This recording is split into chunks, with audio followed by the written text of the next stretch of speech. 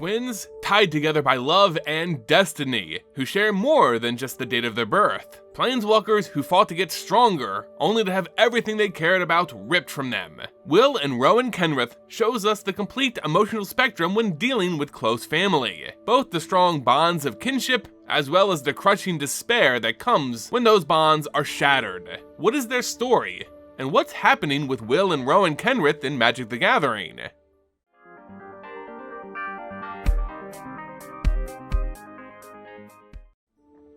Hey everyone, and welcome back to the Aether Hub. I'm Simon, bringing you more Magic the Gathering lore. In today's video, I want to explore the lore of Magic's most exciting twins in their modern story, Will and Rowan Kenrith. With their appearance in Wilds of Eldraine and starting a new story arc for Magic the Gathering, the Omen Path arc, Will and Rowan are said to be major players in the next huge story of MTG. These characters have a rich history in MTG lore, and to understand what's going on in the twins' future, we must first get a good idea of their past. In this video, we will discuss the history of Will and Rowan in order to understand how their characters have evolved and developed, leading us into Wilds of Eldraine and their future in the MTG storyline. Remember, if you enjoy our content here at the Aether Hub, to please support us by leaving it a like, sharing it with friends, and becoming a subscriber. And now, before we start, a quick shout out for today's video sponsor.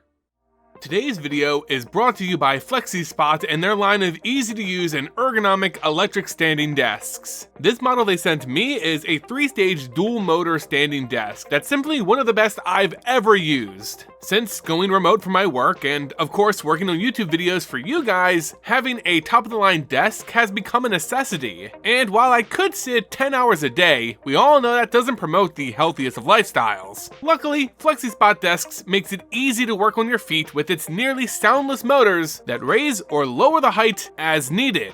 I'm 6'4", and honestly, not many other standing desks would be comfortable for me, but this one is just a perfect match. Its controls are easy to use, you have a digital indicator for its height, with 3 preset levels as well as default standing and sitting options for quick transitions. And don't worry, if you're nervous about putting together an electric desk at home yourself, don't be. It was a super easy process with well laid out instructions, and if I can do it, I promise you can do it too. I can't recommend this desk enough, guys. Head over to their store on Amazon using my link in the description or pinned in the comments. You can check out all of their desk models there.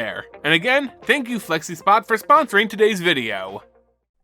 Will and Rowan come from a long line of heroic figures on their native home of Eldraine. They're children of the royal line, scions of the High King Algenus Kenrith. The story of Will and Rowan begins with this titanic figure, their father, the High King, who in his own right was a brave and true hero of Eldraine. The orderly realms of Eldraine, consisting of 5 courts that uphold peace and balance for all, act as a counter to the unstructured chaos of the wilds. The High King of the Realms isn't chosen simply because of a preordained bloodline, but rather, the title is earned through merit, when someone completes a challenge known as the High Quest. The High Quest is started by a mythical creature known as the Questing Beast, who has the power to raise someone to the level of High King.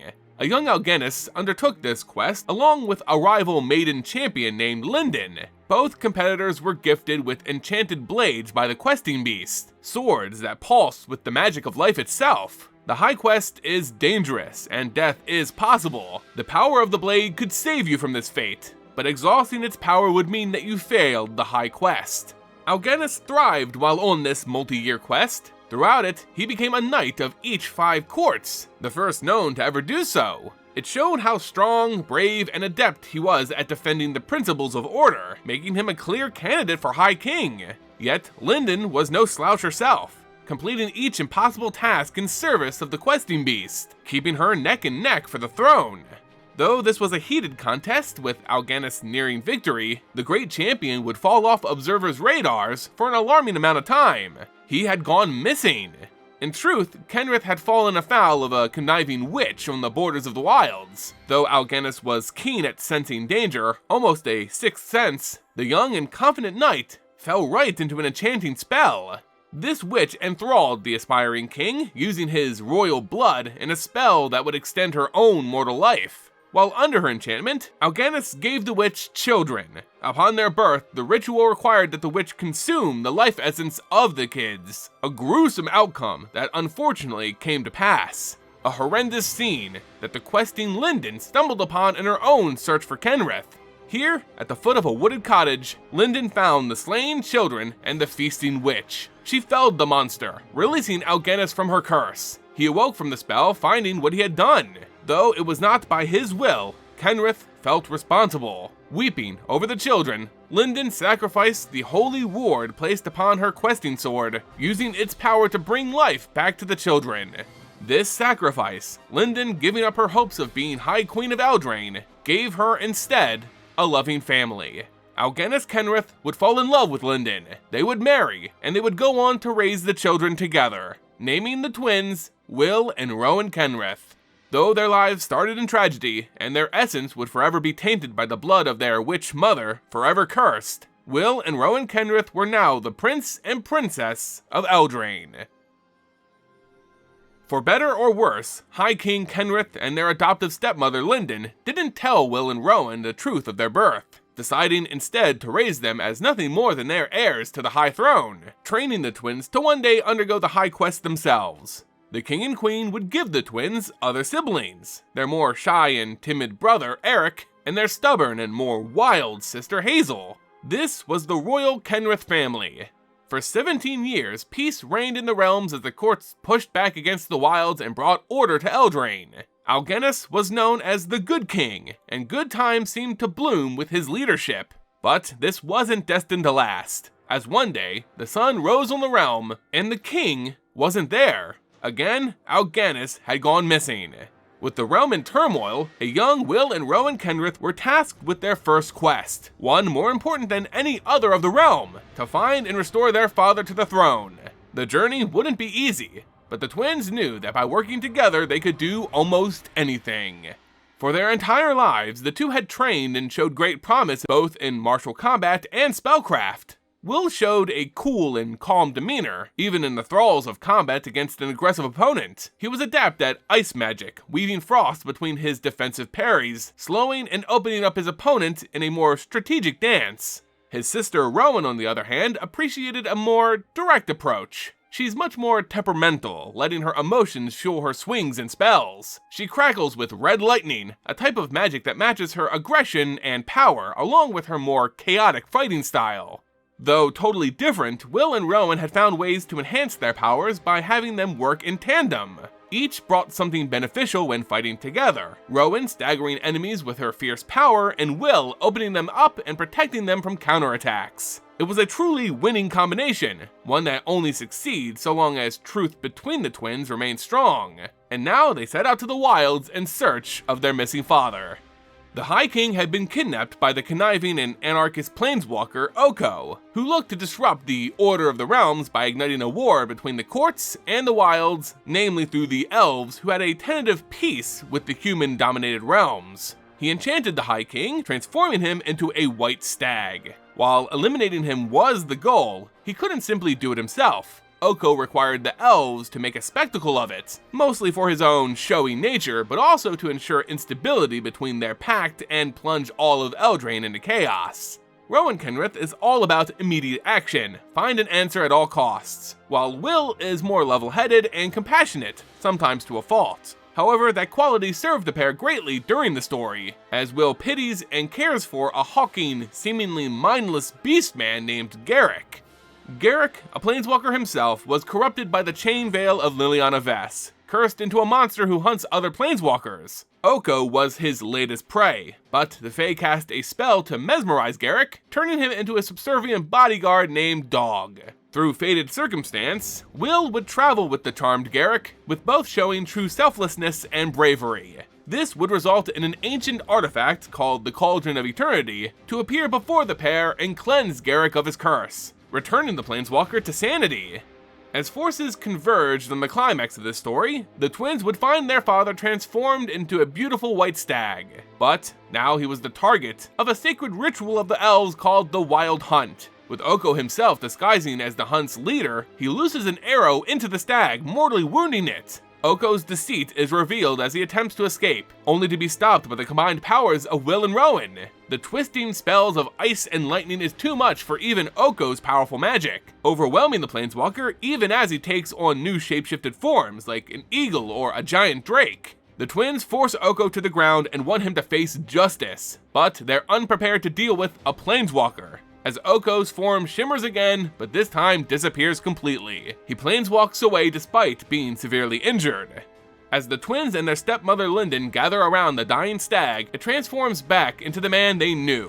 The king's life is fading, but Linden has brought with her the sword Alganis used during the High Quest all those years ago. Still blessed by the questing beast to restore life, Linden casts the holy enchantment, sparing the king and father.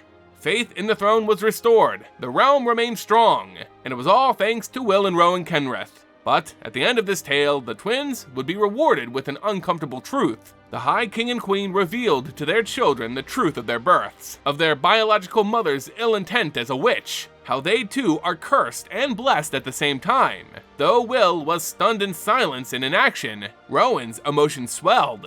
It was too much for her to take in, with anger building as this was kept secret from them for 18 years. That raw surge of emotion is enough to ignite their shared Planeswalker spark, as the twins, like Oko, suddenly vanished. The king and queen were concerned, but those fears were put to rest as Garrick explained to the royal family what had happened to their children. He promises that, no matter where Will and Rowan went, he would find them and keep them safe. This was Garrick's promise. With the twins suffering this shocking revelation, their shared spark ignited and sent them tumbling through the blind eternity. It's currently unknown if they found themselves on any other planes before making it to Kylum. This was Will and Rowan's introduction to Magic the Gathering, featured in a supplementary set, Battlebond, which heavily focuses on the two-headed giant format in Magic. The theme of this set, partner cards, not only worked well in the format, but also played into the story of these twin planeswalkers while working their way through Kylum. Kylum as a plane is one of great wealth and abundance. It's one on which success and triumph are coveted. The need to prove oneself is always present, and this is epitomized by the great tournaments held within the People's Arena, Valor's Reach. Combatants from all over Kylum head towards the plane's epicenter to test their mettle, or to simply watch the best of the best contend in magnificent displays of power and skill.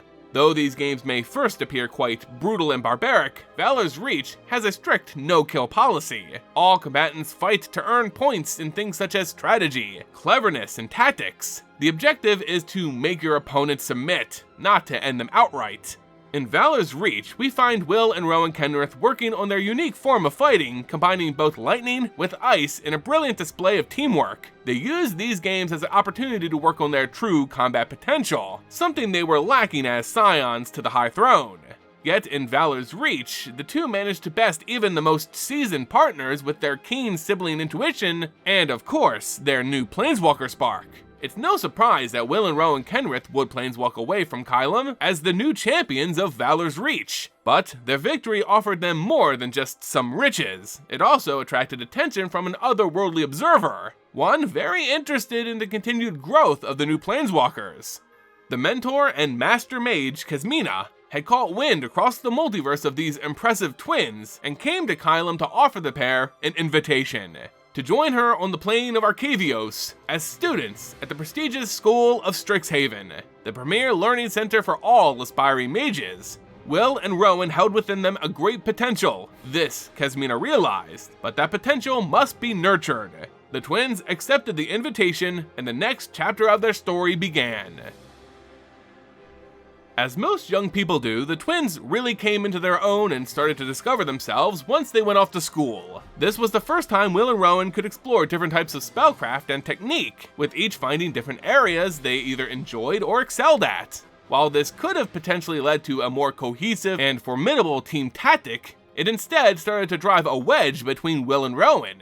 Through lectures and studies, Will found that his temperament, work ethic, and patience melded perfectly with the scholastic life of Strixhaven. Rowan was more interested in the extracurricular activities, such as sparring matches and practical magic. While Will built up his knowledge of hypothetical research, Rowan was out there getting stronger. But with that strength came impatience and lack of control, as Rowan would regularly lose control of her emotions, sending bolts of lightning out in random directions. The two's differences continued to build up until their first real conflict occurred, the siblings' argument almost turning into a full-blown brawl. It didn't get to that point thanks only to the intervention of one Professor Onyx, who truly was the Planeswalker Liliana Vess in disguise and currently teaching at Strixhaven.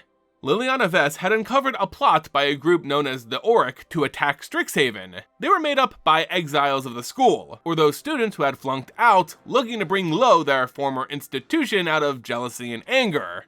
Liliana quickly determined the twins were in fact Planeswalkers, and knew their latent power could prove useful if Strixhaven ever needed to mount a defense. So their professor tasked Will and Rowan with finding out whatever they could about the Auric and prepare themselves and the school for a possible attack. The rift between Will and Rowan only grew out of this request. They both took different directions in this effort, fitting more with their individual ideologies. Will returned to the great libraries of Strixhaven to uncover anything that could prove useful, while Rowan ventured out in search of expanding her own power, believing that strength was the only thing needed to ward off attackers.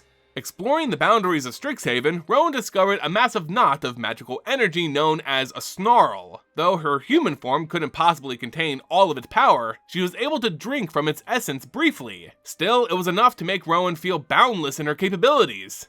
Will himself found power through knowledge, learning of an ancient ritual that could summon an entity of destruction someplace within Strixhaven. Their unique takeaways would come together again as the Auric led their attack on Strixhaven, controlling beasts known as mage hunters with properties that made them very dangerous to spellcasters. The outcasts made devastating headways through the halls of the school. The attack even forced the original founders of the school, the Elder Dragons, out onto the field of battle. In this chaos, Will and Rowan would reunite and find Professor Onyx. Liliana had found out that this brazen direct attack was merely a distraction, that the Auric's leader, Extus Nar, had found his way into the catacombs below Strixhaven's primary library, the Biblioplex. He was planning something terrible, and they had to stop him. While all three managed to confront Nar, Liliana Vess was cast from the arena by one of Nar's spells. That left Will and Rowan alone to face this threat. Despite their arguments and differences, the two also found that they had both grown in power. Rowan's raw strength was something to be feared, but it lacked direction.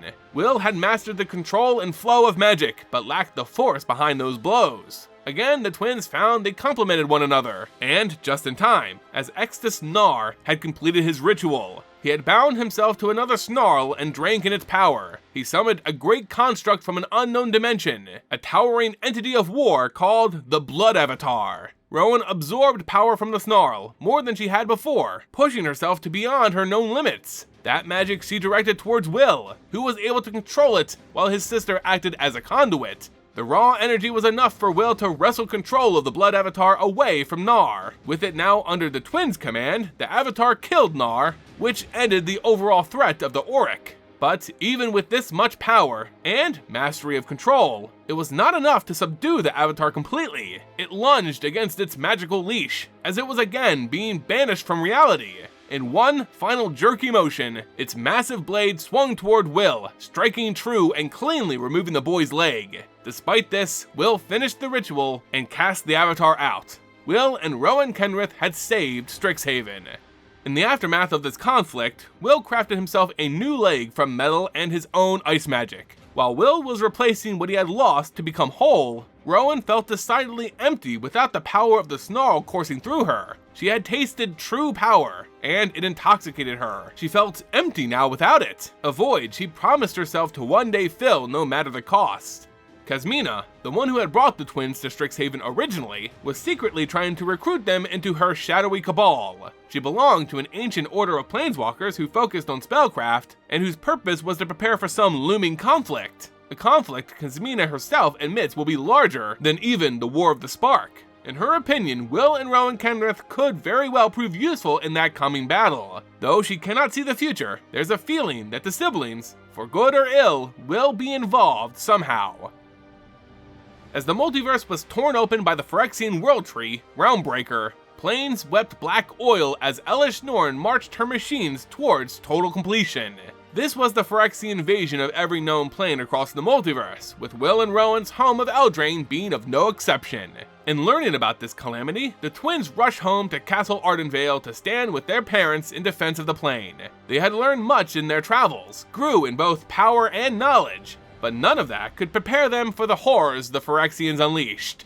While people everywhere on Eldraine suffered, died, or worse, joined the Phyrexian ranks, the Eldraine family made their stand within Ardenvale. Rowan, even when the dust settled, can still remember these harrowing moments. Their adoptive mother, Lyndon, ferrying the younger children and workers down a hall, only to hear their screams coming as they turn a corner out of view. The look of their father's face, his brow sweating from exhaustion as he parries and slashes at the never-ending onslaught of Phyrexians. He fights valiantly, but to no avail. Ardenvale is lost, the throne is lost, Eldraine is lost. But even amongst this misery, hope exists. A violet mist covers the castle and suddenly the invaders become still, almost catatonic. It was a sleep they would never awake from, as Will and Rowan began to pick up the pieces of their shattered life.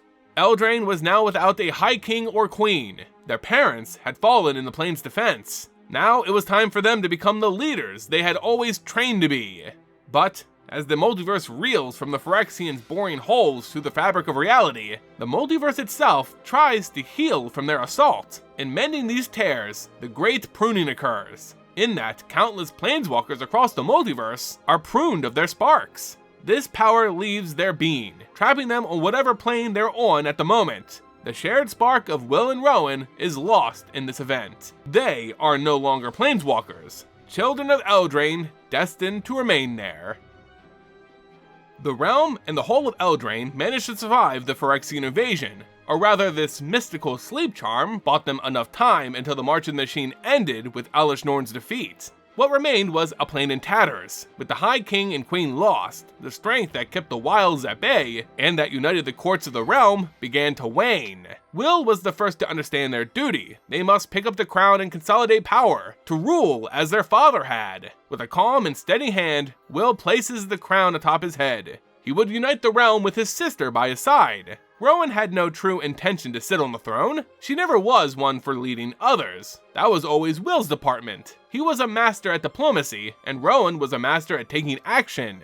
However, Eldraine didn't only suffer from a lack of royalty. That same violet mist that had put the Phyrexians to sleep was now doing the same to ordinary citizens. This curse, the wicked slumber, had to be stopped before more suffered its effects. Again, the twins found themselves at a crossroad. While Will still believed the best course was to slowly unite the courts and strengthen the realm, then going out to confront this threat, Rowan wanted to face this curse head-on, find the culprit and end the threat immediately. There was contention, but Rowan didn't let her opposition be known until Will almost lost a duel against a warlord who challenged his throne. Will, of course, had a plan in this battle, but lacked the strength and power to see it through. That was until Rowan stepped in, blasting a hole through a mountain, forcing the rebels to bend the knee. Afterwards, Will lambasted his sister's actions. This was not how diplomacy was done. This is not how you make allies in the realm. All Rowan had done was alienate them further. And hearing this, Rowan storms off. She plans to protect the realm her way. She will find power, seize it, and rescue Eldraine. Action was needed, not the paper shuffling Will was busy with. Rowan was still yearning for that power which had filled her at Strixhaven. With that sort of strength, she could defeat this curse and unite the realm with ease. Surely, there was something here on Eldraine which could provide her with what she needed. As she slept on her journey, she was beset by flashes of the horrible things she witnessed as her family lost their home and lives to the Phyrexians. Yet another dream pushed those thoughts away for just a night. A dream that promised her what she sought, and that power was waiting for her in the ruins of her home of Ardenvale. When she arrives, she finds the planeswalker Ashiok controlling a legion of sleeping knights. Instinctually, Rowan fights the evil force who must be behind the curse of Eldraine. The Nightmare Mage manages to dodge the attacks and confuse the young hero with their living puppets. It was all a ploy to get Rowan to venture further into the castle, to meet her true destiny. A finely dressed witch sitting at the far end of an elegant table, twinkling apple in hand. She introduces herself as Arit, the witch responsible for the wicked slumber. Of course, Rowan wants to put a stop to Arit, who was now being assisted by Ashiok, but she's enchanted by the witch's story. A story about sister witches, and one who had died long ago, one who had given birth to twins. This was the story of Will and Rowan's biological mother, Arit's sister, which made her their aunt by blood. Rowan's blood coursed with magic. Arit could sense it. There was power in it, if only she had the guidance to claim it. Still, as tempting an offer as it was, her goal was to free Eldraine from the wicked slumber. Even this simple objective became complicated after Arit admitted that the slumber was under her and Ashiok's control, but that it was for the benefit of Eldraine. After the Phyrexian Invasion, so many lives were torn apart and misery plagued the land. Within her sleep, the people of Eldraine dreamed pleasantly of their homes intact, their loved ones alive. A realm never shrouded in darkness. Wasn't this kinder than waking them up and forcing them to live in miserable reality? Rowan honestly couldn't really argue against it. Rowan was seduced by the thought of true power. She could have convinced herself anything was justifiable in this state. To her, it seemed just as right to allow people to exist in a pleasant dream rather than wake them up to misery. Now Arit promised her that same power, to learn magic that the witch blood in her veins yearned for. Powerful magic. Rowan joins Arit and Ashiok as a new pupil in their coven. Though Rowan studied sleep magic day and night, it wouldn't be but another week before her brother and his army came knocking on the doors of Ardenvale. Rowan still thought her brother too weak to rule Eldraine as High King. He was nothing like the brave knight their father was. Hell, he didn't even go on a high quest to earn the crown, he simply placed it upon his head. Rowan would bring true peace and healing to their plane, and once she mastered controlling the sleepers, she would command a vast army to ensure that peace lasted. Peace through strength and magic. She wasn't there yet, but still, she was strong enough to face her brother. Will appears as kingly as you would expect. He had mustered the other courts to his side, repaired the damage Rowan and this wicked slumber had caused to the alliances of the realm. Now he rode atop a white steed, crowned but lacking true strength. While sleeping knights fought the forces of the realm, Will and Rowan would meet in single combat. Will's ice magic made it difficult for Rowan to advance, but she had seen his tricks time and time again, and knew how to evade some of his spells. Again, Rowan crackled with newfound power. Raw energy coursed through her like a lightning rod, and just as she had split a mountain in two, she released a devastating bolt at her own brother. Exhausted from the effort, Rowan believed she had won, but as the dust settled, it revealed a cocoon of ice, with Will emerging from it unharmed. He too knew all of her tricks.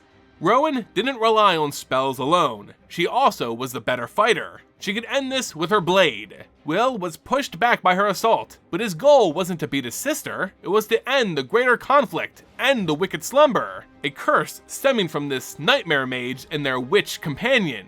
Will lets loose a wild bolt of ice, which Rowan dodges easily, only she wasn't the intended target. The spell hits Ashiok right in the chest as they were distracted, forcing them to planeswalk away. Without Ashiok there to control the sleeping fighters, which they did almost effortlessly, the ranks of their forces began to fall back to an inert state. Rowan and Arit didn't have the skill or power to control this many sleepers, and without a standing army, their dream of a united Eldraine through their strength ended.